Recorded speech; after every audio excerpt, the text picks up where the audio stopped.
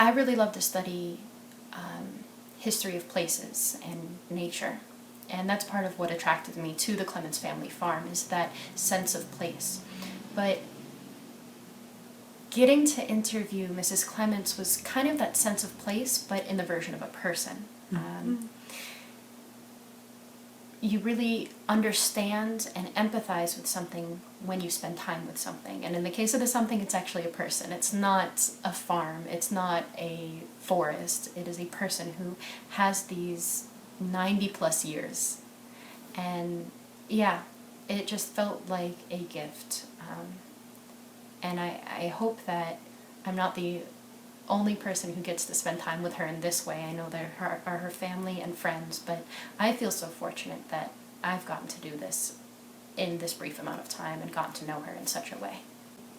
Something that surprised me from both Dr. and Mrs. Clemmons, something they remarked on in our last joint interview together, is they emphasized self-reliance. They both talked about how they felt that they couldn't really expect anything from anyone else, and that's something that they had learned from their parents, and their parents had learned it from their parents. And I think this is a story that can belong to all people, but in this case it holds especially true, I think, for African Americans in the 20th century and the 19th, and hey, all people today.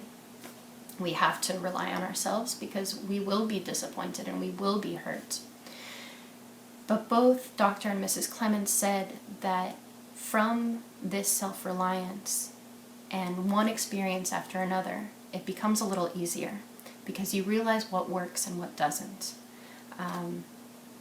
Mrs. Clemmons spoke a lot about community and how important community building was for her in making friendships and feeling accepted. And Dr. Clemmons spoke about he worked tremendously hard in pathology and needed on some occasions to prove his worth to others. And I think that that's those examples of self-reliance from both of them were not narratives I was expecting, but really appreciated learning about. The other one that I've heard, and I think actually you might have said this, is that you said something along the lines of, our story is not one of hardship, it's about how we overcame our challenges.